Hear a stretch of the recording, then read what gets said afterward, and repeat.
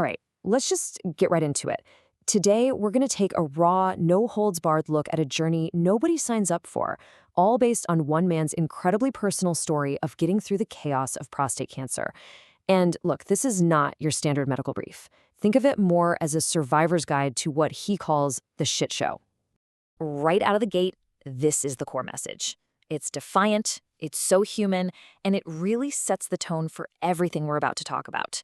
We're focusing on the person, right? The whole man, living in an imperfect body, not just the diagnosis, not just the patient. So just a quick heads up. What we're sharing here, it's not a prescription. It's more like street-level truth, a conversation from someone who's been there. It's really about creating a connection. Because when you get on this train, you quickly realize you are not riding it alone. So this whole explainer is built around a powerful metaphor, what the author calls the golden ticket. And that's the ticket you're handed the second you get diagnosed, for a train you never, ever wanted to board. And that's the shock of it, isn't it? One minute you're just living your life, and the next there's this headlight blazing, a train just barreling down the tracks right at you, and you can't step aside. This journey, this train is now yours. But here is the crucial mind flip. This golden ticket is not a life sentence. It doesn't mean you're trapped. You can get off at any station. You can rest, you can rethink things, you can make choices. The bottom line is, this journey doesn't own you. You still have power here. Okay, next up, let's talk a little biology, but not in that dry textbook way. To really get what the problem is, we've got to meet the little guy causing all the trouble. We're going to call him Mr. Wally Walnut. So, Mr. Wally Walnut has 3 simple jobs. That's pretty much it. But here's the kicker, the fatal design flaw. It's all about its location. The author calls it a chokehold, and man, that one word just explains almost everything that can go wrong. And this analogy just nails it, right? Imagine routing a major subway line directly through someone's house, and then being shocked when everything gets backed up. That's the prostate. It's strangling the one exit pipe you've got. It's a really, really fundamental design flaw. So this one flaw leads to 3 huge problems. First, you've got the squeeze, right? It's like a kink in a garden hose. Second, inflammation, which, well, the description says it all. And third, the treatment itself. Because all those nerves for erections and muscles for control are packed in so tight, any kind of treatment becomes this incredibly high-stakes game of Jenga. Okay, deep breath. We're coming up on one of the toughest stations on this entire journey. We're going to talk about androgen deprivation therapy, or ADT. It can be a really powerful weapon against cancer, but my God, it can come at a staggering cost. The author calls it riding the chemical cliff. You see, you get the little pamphlet from the doctor, and it might mention hot flashes, maybe some fatigue, but the lived reality for so many men, it's a full-blown psychological war zone.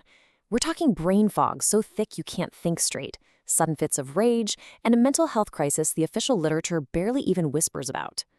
And just to put a number on this, to make it real, the author's testosterone level, it went from over 100 all the way down to 5. Just 5. That's not a drop, that's a total demolition of your brain's chemistry. Your sense of joy, motivation, stability, it all just tanks. And this quote, I know it's raw, but it absolutely captures the identity crisis that ADT can kick off. You become unrecognizable, even to yourself. You go from feeling like you're in the driver's seat of your own life to feeling like a prisoner in a body that's being steered by a chemical that is actively working against everything you are. All right, we've talked about some really big challenges. So now, let's get practical. This is about grabbing back a little bit of control in those day-to-day battles. Think of this section as your urinal survival kit, full of street-level truths and hacks for managing all the side effects. Listen, that performance anxiety at a public urinal, it's a real thing. But guess what? There are hacks. You can try double voiding, use a flush as a sound barrier. There's even this thing called the butt scratch trick. Hey, some guys swear by it.